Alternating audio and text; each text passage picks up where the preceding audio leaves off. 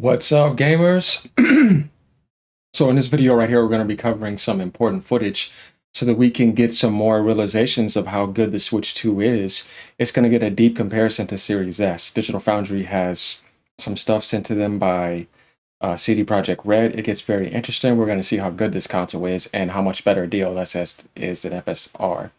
So I don't know if y'all remember those Street Fighter 6 footages where the Switch 2 showed its capabilities. We're about to do it again. There's an updated build here.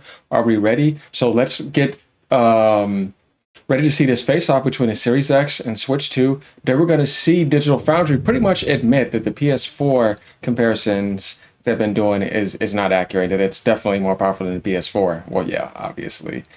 So here we go. Like and subscribe. Let me know what you guys think. Are we ready? Let's go. What can we say? There's something like 36, 37 minutes of Switch 2 footage of Cyberpunk 2077 that CD Projekt Red nonchalantly, quote unquote, dropped on its PR portal. Obviously, this gives us much more source material to work with in seeing just what this seemingly miracle port actually is. And Tom, you've spent a couple of days looking at this because, well, there's a lot to get through, isn't there? There's a lot of questions that we kind of want answers to, and at the same time, obviously, the sort of big question is, how does it sort of sit within the hierarchy of existing versions of the game? I mean, bearing in mind it runs, albeit not very well, on a base Xbox One, and yet here we are with a brand new Ultimate Edition, no less, running on Switch. So take it away. Where are we going to start here? Well, yeah, we had a really generous sort of dollop of footage just thrown at us. I mean, it just came out of nowhere, right? And 37. So you hear what he said, throwing at them, and it says captured on Switch 2. This is what these devs do. So they did that so that they can get their analysis and comparisons, and they wanted it to be as native as possible and not that decompressed. So they sent them that in the file, and they'll mention that here too. And remember, we're going to be seeing the Series X quality mode be compared, not performance, and get prepared. 7 minutes, nothing to scoff at. And it's worth saying that we don't know if it's absolute final build. You'd assume it would be, given it's so close to release. There was no mention in the build up to releasing them. What I will say is Nintendo said there's a huge day one patch coming to the Switch 2 system and in general to make everything run better. So you never know. Those assets, whether it was based on final build or not. So that's how good this looks on this console.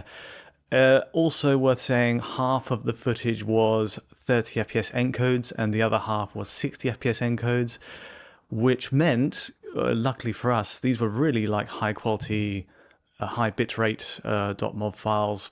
So for the 60 FPS stuff, there was a lot of usable content for frame rate analysis, which put a big smile on my face. Here we go. All tracked beautifully, which we'll get to in a second. And for the rest, so you heard what he said. They sent them files that pretty much are almost as perfectly matched as possible, so they can do accurate comparisons. It was just more or less, well, let's use that for comparison footage. Obviously, being an open world game, dynamic time of day, weather changes, NPC placement, all the rest makes it kind of a tricky one to match up even in the best of times. So I did my best, and there are a few shots in there which I thought, all right, well, that's an easy win. The first one being, so I tackled PS4 first versus Switch 2, and the easiest get was the Maelstrom's mission, which we've used a lot in our own coverage back in the day. Like it's this one, pretty much one of the first ones where a gang deal goes awry, and you have a really nice close-up of these NPCs and Jackie and a couple of the gang members. And what it reveals with PS4 right away is that we're getting similar texture quality, asset quality is on par. It's pretty. Here's where we see the difference, and they realize, man, it's definitely a leap. There's no comparison. The Switch 2 is definitely no PS4. It's much more powerful than that, obviously. And by the way, this is just to see how much more powerful it is compared to Switch 1 for me and for first-party games. I don't care about third-party. I have my PC for that. PC's king for third-party. Pretty much there. But there's people that only do handheld, and, this is nice for them, and people that only are in the Nintendo world. So That's why you want to do these videos. You don't want to make it just see about only what you see, but you got to look at the greater, factors here. What we are seeing as well is that image quality is massively improved. Like in the stitching on the clothing on his one of the gang members' augmented arms, you'll see what we've got on the Switch 2 version with a 720p to 1080p range is what I've got in this footage. Compared to what we had on PS4, which was 720p to 900p, using CDPR's own in-house TAA. Props to that image. They win automatically. There's no contest. Like Switch 2 is in another league in terms of sharpening up those details, clarifying noise. I mean, if you look at the ground here, you could at least see some type of ray tracing and puddles. Here, it doesn't exist on the ground whatsoever. Reducing noise across like temporal shimmer, which has always been a big problem with this game on the standard TAA method, and even FSR2, which we'll get to in a second. So against PS4, it's looking great. What I'd say is that the Series S comparison is more illuminating in that we reviewed the Series S version when this game first released and kind of summarized it as what the last gen version should have been. Obviously, right. Series S, like Series S released with a 30 FPS, only mode, and it came out with a 60 later. And it's worth saying that it did update with an FSR2 upscaler later in like late 2022. And we're doing all those updates still. So we're going from PS4 to Series S. That's definitely a jump. Now let's see what happens here. And this is quality mode comparison. So the what we're left with is a 1296p to 1440p range on Series S's quality mode with FSR2 today. And that is where things get really impressive. When you compare it to Switch 2, I found there are two scenarios. I think all of you've picked up on this as well. A difference between static shots and also movement, what happens in movement. With Switch 2, we've got all the same texture quality, everything, all the assets seem to be a match, and the advantage for really... Before he even says anything, look at it, it's right here in front of you. DLSS is king. If you don't have the updated FSR4 build, you're going to be getting left behind. Look at this difference here again. And I don't want to hear anything from anybody, because like I said, I'm just trying to show people that in Street Fighter 6. And now we have moving comparisons. Even with all that, with the quality mode on Series S, right, the Switch 2 is still taking the lead. Guys, I'm telling you, the only reason that it's not able to get the same performance is because the CPU is not as strong, but it's at least still an up-to-date CPU. You know what I mean? But it has more RAM than the Series S, and a GPU, that NVIDIA DLSS with that GPU, pretty much a downclocked RTX 3050, it's going to win in image clarity. It does boil down to, well, the difference really does boil down to image quality there again. You've got much cleaner resolve on fine fences in the background of that Maelstrom's den. You've also got a shot. He's right. Look at how clear this is compared to this. This is a difference. Nintendo's going to be taking even more shortcuts because of the video. And plus, they're great at optimizing. But this just tells you a lot about CD Projekt. They know how to optimize. They're also putting this on the damn physical cart. It's not a key code. Everything is fitted on there with the DLC. This tells you all these other developers are being lazy and they just want to make more money. Where we're turning into the sort of market district. And on the Series S version, there's always been this problem with reflections kind of having all this speckling artifacts, lots of noise. It's very difficult to ignore sometimes. And obviously all the artifacts that come along with objects entering and disappearing in front of edges. Suddenly you'll see the raw edge. Switch 2 with DLSS, even though it's running at a lower native pixel count overall, it gets away with a much sharper picture for sure, and also removes a lot of that noise as well in the process. So really impressive, just purely on the image quality front. There's a lot of stuff we could dig into, I'm sure, if we had the... So, once again, the Switch 2 wins. So basically what he's saying is that the Switch 2 GPU and the DLSS technology, along with the RAM and the setup they have together, docked, and this thing is portable too, is going to look better than the Series S versions. In all games, it should be. But where the Series S has the advantage is in the CPU. And I've told people this before, but if it's not CPU limited, the Switch 2, the DLSS is going to beat what the Series S is using, the FSR. It's no contest. They also have tensor cores inside. It's impressive what Nintendo is managing to do with NVIDIA. Like, it's very interesting. It really is.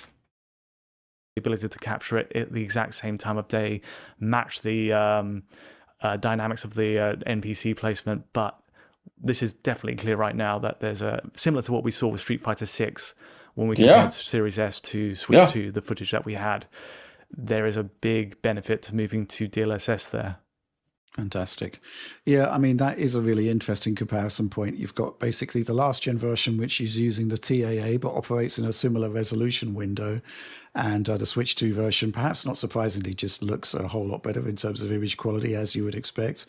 Series S. So we're done with the PS4 Switch 2 comparison. I was trying to tell people, dude, the Switch 2 in handheld mode is like a PS4. And dock, it's like close to the Series S. It's just behind the CPU, but it's a portable device, so that makes it even more impressive. And it's needed because it has all those games in a huge space. So yeah, this is going to be great for the industry, great for third-party developers. They're all going to be making profit. We're going to be getting more video games. The Japanese market is going to get powered up more. Did we see how this is great for gaming? Like looking at it in those factors. We give you balance over here, not all negativity. Because that's not balance. Just insecurities, fanboy insecurities. Though you've got this interesting combination of higher resolution, but a less effective anti-aliaser / upscaler. So in static scenes, the Switch 2 just seems to look a lot better, which I think is fantastic. Really is sort of testament to the quote unquote power of DLSS, which is what everyone kind of wanted from that on the Switch 2. But in motion, that's what we've always wanted from NVIDIA and DLSS and any upscaler. I want you to maximize the efficiency of the game and then add in an upscaler, not take a shortcut and then it's not optimized with it off. That's not what I wanted from AI. I want you to help good developers, you know what I mean? Not make them lazy and shit like that. Obviously, I think DLSS has got to work a lot harder, particularly when you're dealing with, like traversal and whatnot, where things are moving very, very quickly. And I guess at that point, the fact that you're dealing with fewer pixels is it makes DLSS having to work a lot harder. And interesting. What do you make of that then, Tom? The kind of in motion DLSS effect. The emotion side, I think, well, this is something that Oliver, actually, you picked up on with a scene with Johnny Silverhand and a basketball sequence in the background. And there are two NPCs, right, playing basketball, and you notice some artifacting behind that? Yeah, there's like one scene that CD Projekt Red dubs basketball B-roll. And you see these basketball players in the background, and they're really going nuts playing some futuristic basketball thing there. And there's like tons of artifacting around them, tons of like disocclusion. That movement that they're doing, it's very complex movement, right? They're kind of twisting, they're turning, they're moving quickly, and it's just causing a lot of problems for DLSS in that shot. Actually, just in general, like with DLSS, I think some potential weaknesses here are like you said, when you're driving through the city at speed, when you're doing like these big action shots, DLSS with this amount of pixels is not necessarily doing such a great job there. And you have these kinds of holes that DLSS is like struggling to fill. Lots of aliasing and breakup around fine geometry like fences and lampposts and things like that. I can fix that over time. This is just entry level at the beginning. It's still impressive.